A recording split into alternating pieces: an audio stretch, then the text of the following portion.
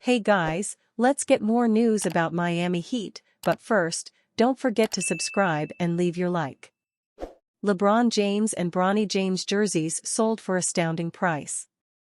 Losers of 5 of their last 7, 4 of those losses by an average margin of 30.5 points, the Los Angeles Lakers have nothing to smile about, except perhaps LeBron James and son Bronny James, whose game-worn jerseys in their opening night win over the Minnesota Timberwolves fetched a price tag of $102,000 at a Sotheby's auction.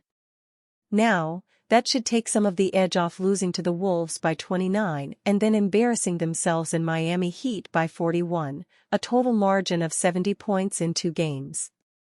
The unique package was made available via Sotheby's last month, with both items believed to have been worn when the Lakers played the Timberwolves on October 22, the same night Bron and Bronny made NBA history, per the report from TMZ.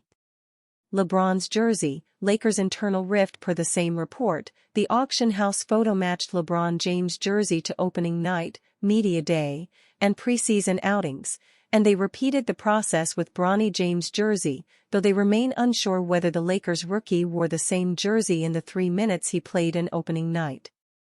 Moreover, as the bidding closed on Tuesday night, the final price for the jerseys reached a whopping $102,000, a good old chunk of money for the James gang.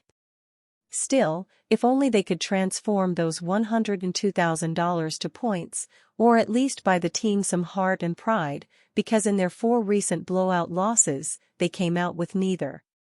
For instance, the best player on the team, Anthony Davis, put up a scorching 12 points in their 109-80 loss to the Wolves, while Bron shot a historically bad 4-16 from the field.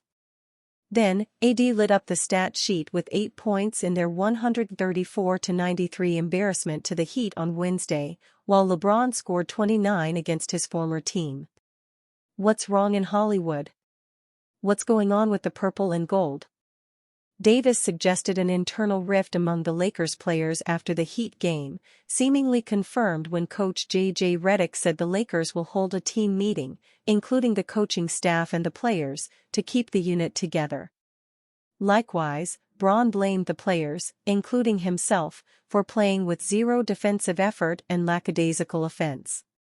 He's right, too, in that missing Austin Reeves due to injury doesn't excuse losing by more than 25 points for 2 games in a row. Perhaps this is the Lakers, namely Bron and AD, trying to force Rob Pelinka to make a trade to improve the roster, while other teams apparently don't want their young players or D'Angelo Russell's expiring contract, while the GM refuses to sweeten deals with their existing draft capital. Right now, the Lakers are 12-10 and 9th in the Western Conference, but a 5 or 6 game losing skid in December could push them even deeper into the conference basement. With LeBron turning 40 at the end of the year, could Pelinka really afford angling for the perfect deal that may never even come? Bam Adebayo's Heat bounce back versus Lakers draws top 3 center Tyler Herro take. The Miami Heat beat the Los Angeles Lakers in what ended up being the 3rd largest margin of victory in franchise history by 41 points Wednesday night, 134-93. While Heat star Tyler Herro lit it up from deep, it was also a productive performance from Bam Adebayo, who has had a cold start to the season shooting the ball. Going into the game, Adebayo had the 2nd lowest true shooting percentage, which also factors the value of 3-point field attempts and free throws out of 91 players who had at least thrown up 200 shots. Looking at his general shooting percentage, it was at 41.9% from the field, which would be his lowest in his entire career, along with averaging a relatively low 15.6 points per game. Against the Lakers, he would score 14 points on an efficient 6 for 8 shooting from the field while also collecting 10 rebounds and recording 7 assists. Adebayo had obtained his 9th career triple-double against the Toronto Raptors on November 29 and had several other games recently where he was close to the rare mark. The Heat captain in Adebayo looked as comfortable as ever on offense, capitalizing on high percentage looks close to the basket and even his teammates setting him up for success like in the highlight reel dunk he had on Lakers' Max Christie. Harrow would speak after the game and talk about what he likes to see from the center and even say he's a top 3 center in the NBA. Very beneficial. But, I just liked how aggressive he was, how assertive he was, Harrow said. He's a handful to deal with when he's getting downhill in transition, and then when he collapses, the defense is able to make plays. So just clearing his head, I think, and just getting all the noise out of his head, stop reading whatever the hell he's reading, and just be bam, like literally he's a top 3 center in the NBA for a reason that he has to continue to just be that, be himself. Stop reading stuff. LeBron James preaches accountability after Lakers' latest blowout loss. The Los Angeles Lakers fell to 12-10 on the season after enduring a second consecutive blowout loss, this time a 134-93 defeat against the Miami Heat on Wednesday night. Despite a strong performance from LeBron James, who tallied 29 points, 8 assists, and 5 rebounds while shooting an efficient 12-for-18 from the field, the Lakers were outclassed by a Heat squad that tied a franchise record with 24 made three-pointers.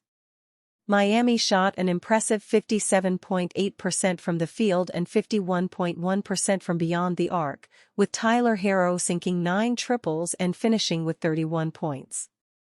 Post-game, James spoke to ESPN's Dave McMenamin, calling for individual accountability within the team. I think we should watch it for sure and just see when you're individually ing up and you're trying to rely on everybody else to cover for you, James said. I think it starts with the individuals first. All of us have to take accountability. It's great to see it on film and address it right then and there and go from there. James also highlighted the Lakers' poor communication on defense, which allowed the Heat to capitalize on their mistakes. I think the level of communication is not as great as it needs to be, he said. So many great teams out here, and any time you make a mistake, especially with us, teams will make you pay. And Miami, obviously, like you said, tied a franchise record for threes, made us pay every time. We have horrible communication and they made us pay. When you're individually ing up and you're trying to rely on everybody else to cover for you, I think it starts with the individuals first. All of us have to take accountability. LeBron James on the Lakers' 41-point loss to the Heat. The loss followed a 109-80 defeat to the Minnesota Timberwolves earlier in the week, marking a concerning trend for the Lakers. Of their 10 losses this season, 5 have been by margins of 24 points or more, and 8 have been by at least 12 points.